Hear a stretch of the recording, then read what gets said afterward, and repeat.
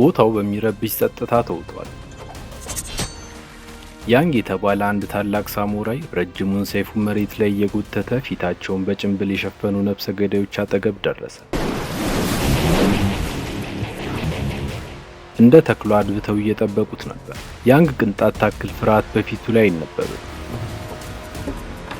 ይልቁንም እጅግ በተረጋጋ የራስ መተማመን ቅጽበታዊ ጥቃት ሰነዘረ። በየት አቅጣጫ እንኳን እንደሚሰነዝር በማይገምቱበት ፍጥነት እንደ መብረቅ ፈጥኖ እንደ ቅጠል አረገፋቸው። በመጨረሻም ከቡድኑ ዋና መሪ ጋር ፊት ለፊት ተፋጠጠ። ያለምንም ንግግር ፍልሚያው ተጀምሮ በሰከንዶች ውስጥም ታላቁን ጌታ በመርታት ምርጡ የሰይፍ ጌታ የሚለውን ስም ተቀዳጀ። ያንግ ድሉን ካረጋገጠ በኋላ አጠገቡ ወደ ነበረው ትንሽ ሳጥን ቀረበ። ውስጡ ያገኘው ነገር ግን ያልጠበቀውን ነበር። በውስጡ አንዲት የምታምር ጨቅላ ሕፃን ተመለከተ። የገደለውም አባቷን መሆኑ ሲገባው የሚያደርገው ጠፋ። ይህች ሕፃን ለ500 ዓመታት ያክል ከያንግ ጎሳ ጋር በጠላትነት ሲተላለቅ የኖረው የጠላታቸው የመጨረሻ ዘር ነበረች። ጠላታቸውን ለመደምሰስና የእሱን ጎሳ ድል ለማጎናጸፍ ይህችን ሕፃን ጨምሮ ዘራቸውን በሙሉ ከምድረ ገጽ እንዲያጠፋ ታዟል። እሱም ሰይፉን አነሳ። ተልእኮውን ለመፈጸምና የሕፃኗን ሕይወት ለመቅጠፍ ተዘጋጀ። ነገር ግን ሰይፉን ሊያሳርፍባት ሲል ሕፃኗ በንጹህ ልቧ ፈገግ አለች። ይህች ድንገተኛና ንጹህ ፈገግታዋ በጦርነትና በጭካኔ የደነደነውን የያንግን ልብ እንደ በረዶ አቀለጠው። በውስጡ የነበረው ጭካኔ ድራሹ ጠፍቶ ግዳጁና ሕሊናው ሲታገሉ ቆዩ። በመጨረሻም ልቡ አሸንፎ የጎሳውን ሕግና ትዕዛዝ በመጣስ ሕፃኗን ለማሳደግ ወሰነ። ከዛ ቀን ጀምሮ የገዛ ጎሳውን ክዶ ከዚህች ልጅ ጋር አዲስ ሕይወት ብሎ ጀመረ። ያንግ ይህችን ልጅ ይዞ ሲሸሽ ሳድ ፍሉት በመባል የሚታወቀውና በጭካኔው ወደር የሌለው ጎሳው ቅጣቱን ለመስጠት ብሎም ለሌሎቹ መማማሪያ ለማድረግ የገባበት እየገቡ ማደን ጀመሩ። እሱም ልጅቷን ለመጠበቅ ሲል ወዳጆቹ የነበሩትን አባላት በደረሱበት ቁጥር ለመግደል ተገደደ። በዚህ ሁኔታ ሸሽተው ብዙ ከተጓዙ በኋላ ራባቸውን ለማስታገስ በአንድ ትንሽ ምግብ ቤት ውስጥ አረፉ። የምግብ ቤቱ ባለቤት የሆነችው አንዲት አሮጊት ሴት ጠጋ አለች። ሁኔታዋ አላማረው። ወደ ጠረጴዛቸው እንደቀረበች በቅጽበት በእጁ በያዘው ቾፕስቲክ ወጋት። ጥርጣሬው ልክ ነበር። ይህች ሴት አቅመቢስ አሮጊት ትምሰል እንጂ ሕፃኗን ለመግደል የተላከች የጎሳቸው አባል ነበረች። አሁን ያለበትን አውቀዋል። ተጨማሪ ነፍሰ ገዳዮች እንደሚመጡ ስለተረዳ ያዘዘውን ምግብ አገባዶ ዱካውን ለማጥፋት ሱቁን አቃጥሎ ከሕፃኗ ጋር ጉዞ ቀጠለ። ከዚህ በኋላ ያንግ ከከተማው ካራቀ ፋታ እንደማያገኝ ስለሚያውቅ የዛኑ ቀን መርከብ ተሳፍሮ ማንም ወደማይገምተው ቦታ ጉዞ ጀመረ። የያዘውም ንብረት የለበሰው ልብስና ጀርባው ላይ ያዘላት ሕፃን ብቻ ነበሩ። ከረጅም የባህር ጉዞ በኋላ በምዕራቡ ዓለም በረሃ ክፍል ወደምትገኝ ሎድ ወደ ተባለች ዋና ከተማ ደረሱ። እዚያም ኤትቦል ከተባለ ሰው ጋር ተገናኘ። እዚህ የመጣው ስማይሊ የተባለውን የድሮ ጓደኛውን ለማግኘት እንደሆነ ገልጾለት የሚያውቀው ከሆነ ፎቶውን አሳየው። ኤትቦልም አውቀዋለሁ ብሎ ወደ ቤቱ ወሰደው። ነገር ግን እንደጠበቀው ጓደኛውን አልነበረም ያገኘው። ጓደኛው ስማይሊ ከዚህ ዓለም በሞት ከተለየ ስለቆየ ቤቱ ፈራርሶ በአቧራ ተሸፍኗል። ይህ በእንዲህ እንዳለ የያንግ ቀድሞ ጌታና የጎሳው መሪ በክህደቱ ደሙ ፈልቶ ስለነበር ሰራዊቱን አስከትሎ እያንዳንዱን ዱካውን ተከትሎ ባህሩ አጠገብ ደርሷል። በዚህ ምሽት ያንግ በሕፃኗ የማያቋርጥ የለቅሶ ጩኸት ተረብሾ የሚያደርገው ጠፍቶታል። ከዚህ በፊት ልጅ አሳድጎ ስለማያውቅ ስሜቷን በጭራሽ ሊረዳው አልቻለም። እሷን ለማጫወት እየሞከረ በድንገት አንዲት ሴት እንጨት ይዛ ልትመታው ሞከረች። እንጨቱ ትከሻው ላይ ሲሰበር እሱም ዝም እንዳረፈበት ተረጋግቶ ሲዞር አፏን ከፍታ ቀረች። ሊን ትባላለች። ስማይሊ በሕይወት እያለ ይነግራት የነበረው ጓደኛው እንደሆነ ገመተች። ከመሞቱ በፊት ጥቂት ሰይፍ አጠቃቀም ቴክኒኮችን አስተምሯታል። ያንግ የመጣበትን ምክንያት ከገለጸላት በኋላ የሕፃኗን ሁኔታ ተመልክታ ስም እንደሌላት ሲገባት አፕሪል የሚል ስም አወጣችላት። ያንግ ከዚህች ሕፃን ጋር እዚህ ለመኖር ወስኖ እንደመጣ ስታቅ ተስማምተው የሚኖርበትን ሁኔታ አቀደች። እሱ በላውንደሪ ስራዋ ላይ ሊያግዛት፣ እሷ ደግሞ ሕፃኗ እንዴት መንከባከብና ዳይፐር መቀየር እንዳለበት እንደምታስተምረው፣ በማይችልበት ጊዜም እንደምትንከባከብለት ቃል ገባች። ያንግ ሌላ አማራጭ ስላልነበረው ወዲያውኑ ተስማምቶ ይህንን ያልተለመደና አዲስ ሕይወት ውስጥ ገባ። የሚቀጥሉትን ቀናትም እንደተስማማው በላውንደሪው እየሰራ ሰነበተ። አንድ ቀን ጠዋት 3 የሰፈሩ ዱርዬዎች ወደ ልብስ ማጠቢያው ሱቅ ገቡ። ለሰፈሩ አዲስ መሆኑን ስለሚያውቁ ሆን ብለው ነገር መፈለግ ጀመሩ። ያንግ ከዓይናቸው ፈጥኖ ሊገላቸው እንደሚችል ቢያቅም ራሱን ማጋለጥ ስለሌለበት ትዕግስትን መርጦ ዝም አለ። ሆኖም እነሱ ቀጠሉ።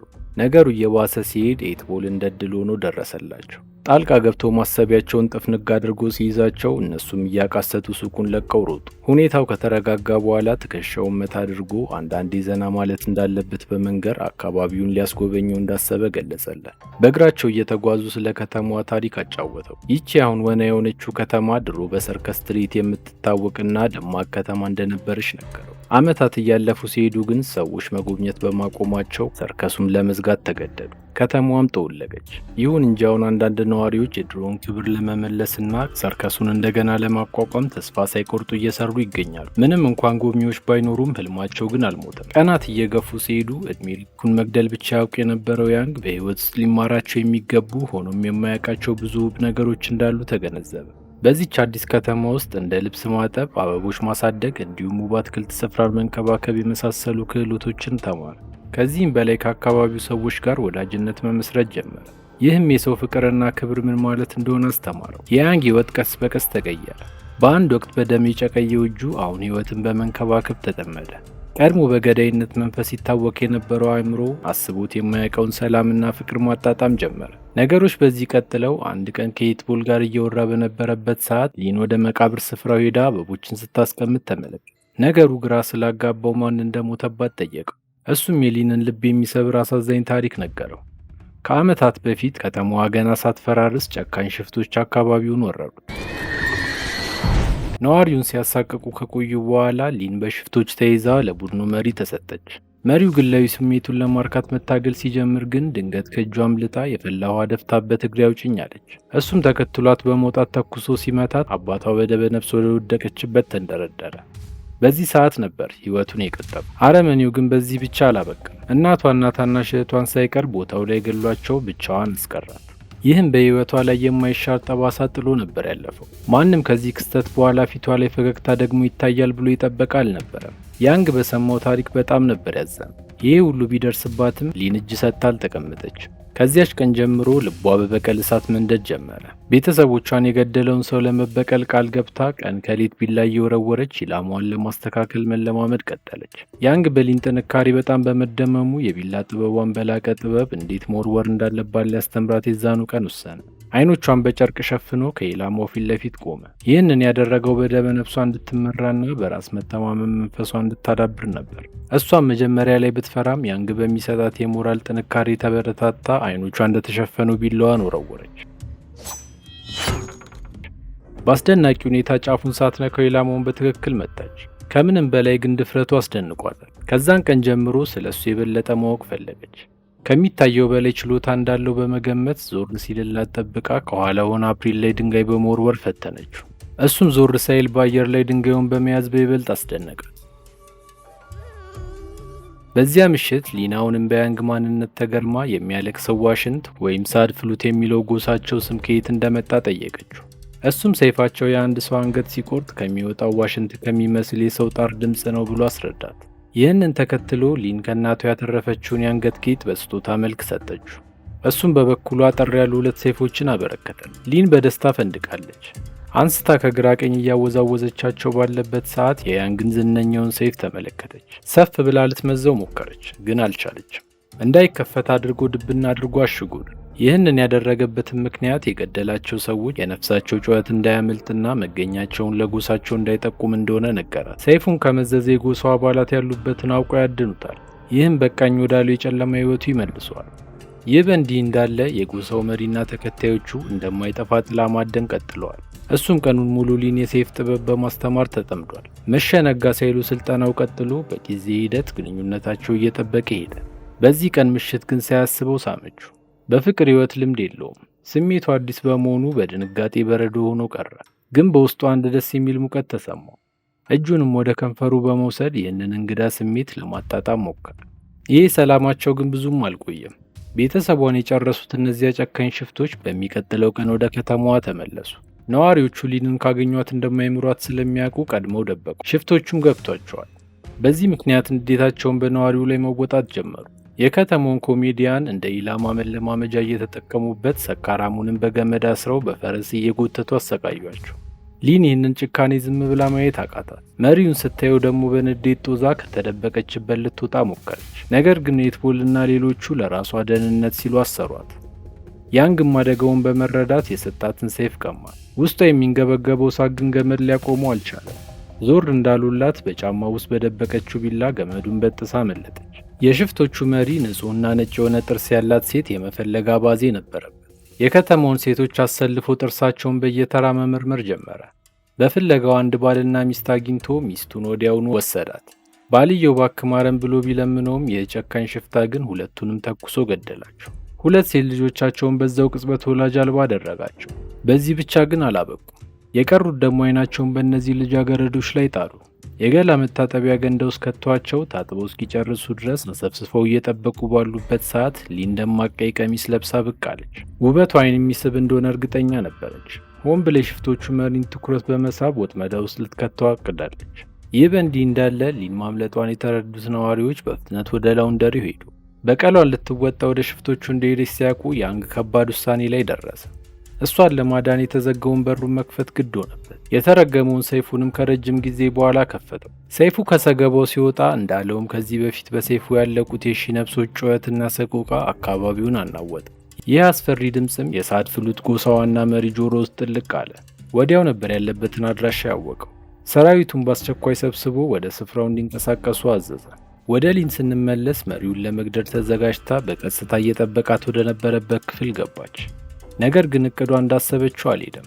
መሪው በጠረኗ ብቻ ማንነቷን አውቋት ስለነበር ተዘጋጅቶላታል። መሳሪያ ተደግኖባት ሁሉም ሊደፍሯት ይታገሏት ጀመር። ሁሉም ነገር ያከተመለት በመሰላት ሰዓት ግን ያንግ መስታወቱን ሰብሮ ተከሰተ።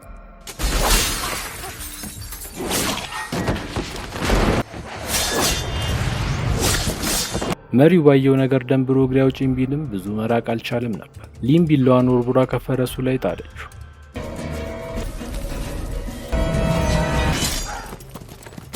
በመጨረሻ ጭንብሉ ሲወልቅ ግን የገደሉት መሪውን ሳይሆን እሱን መስሎ እየተወነ የነበረ ተራ ሽፍታ መሆኑን አወቁ። ትክክለኛው መሪ በግርግሩ ከቦታው ተሰውሯል። ይህንን ችግር በስርዓቱ እንኳን አለመቅረፉ አንድ ነገር ሆኖ ሳለ ከሽፍቶቹ በላይ ከፍተኛ አደጋ ከተማዋ ላይ ሊያመጡ የሚችሉት የበፊት ጎሳዎቹ በይበልጥ አሳስቦታል። በቅርቡ እንደሚደርሱበት ግልጽ ነው። ለእሱ የመጣው አደጋ ለመላው ከተማ ስጋት እንደሆነ ስለተረዳ ለቆ ለመሄድ ወሰነ። ነገር ግን ኔትቦልና የከተማው ነዋሪዎች መንገዱን ዘጉበት። ሽፍቶቹን ማባረር የቻለው ብቸኛው ሰው እሱ ነው። በዛሬው ምሽት የተፈጠረውን ደግሞ ዝም ብለው እንደማያልፉት አስረዱ። ለበቀል ተመልሰው እንደሚመጡና ያንግ ከሄደም ከተማዋ እንደምትጠፋ በመንገር ጥሏቸው እንዳይሄድ ተማጸኑ። ነዋሪዎቹ ለዓመታት ሲጨቆኑ ቢኖሩም አሁን ግን በቃኝ ብለዋል። ከጎን ሆነው አብረውት ለመዋጋትና ነፃነታቸውን ለማወጅ መቁረጣቸውን አስረዱ። እሱም ቆራጥነታቸውን ሲመለከት ለመቆየት ወሰነ። በሚቀጥለው ቀን በስራ ተጠምደው ነበር የዋሉ። ሁሉም ተባብረው አንድ ሚስጥራዊ መቃብር ቆፈሩ። በውስጡም የተደበቁ ዘመናዊ መሳሪያዎችን፣ ጥይቶችንና ፈንጂዎችን አወጡ። አስገራሚው ነገር ግን ሮን የተባለውና ሁሌም የከተማው መሳቂ የነበረው ሰካራም ሰው ጡረታ የወጣ ምርጥ ተኳሽ ወታደር ሆኖ መገኘቱ ነው።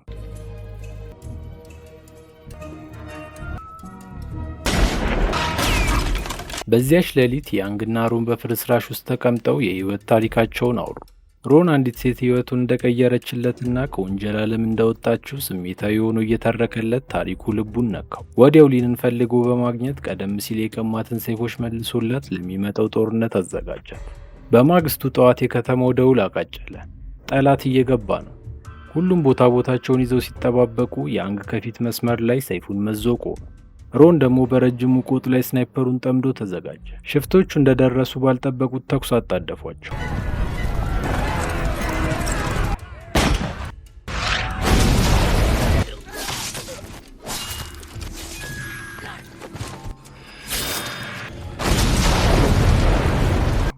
ግራ ተጋብተዋል።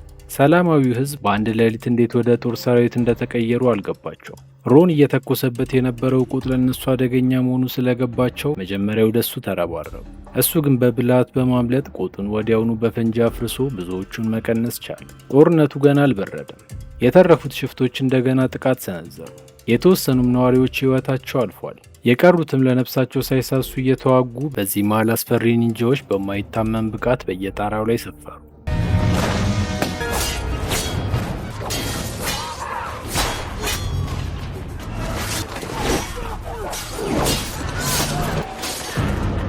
ጦርነቱ አሁን በይበልጥ ትርምስምሱ ሲወጣ ያንግ ፊቱን ወደ ጎሳዎቹ አዙሮ ባለው ሁሉ ጉልበት እየቆራረጠ ወደ መሪው ገሰገሰ። የቀድሞ አውሬነቱ ሙሉ ለሙሉ ተመልሶ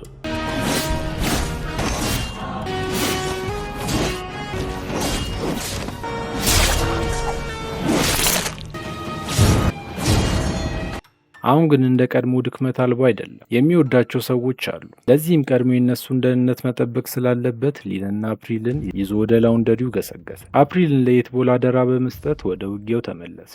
ብዙም ሳይርቁ ግን በሚያሳዝን ሁኔታ ኤትቦል ሕፃኗን ሲጠብቅ ተገደለ። ሕፃኗን በሽፍቶቹ መሪ ተያዘች። የሕፃኗን ጩኸት እንደሰማ በፍጥነት ወደ ተደበቁበት ቤት ደረሰ። የከበቡትን ሁሉ ለመጨረስ ሰከንድ አልፈጀበትም።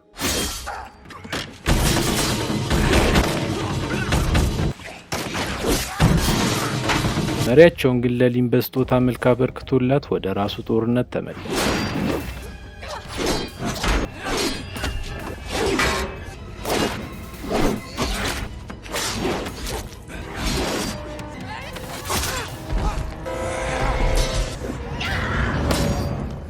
የጎሳውን መሪ ብቻውን አስቀርቶት ለሞት ሽረት ፍልሚያ ጋበዘ። ፍልሚያቸው በአይን ለማየት እስኪከብድ ድረስ በመፍጠኑ አሸናፊውን መለየት እንኳን ይከብድ ነበር።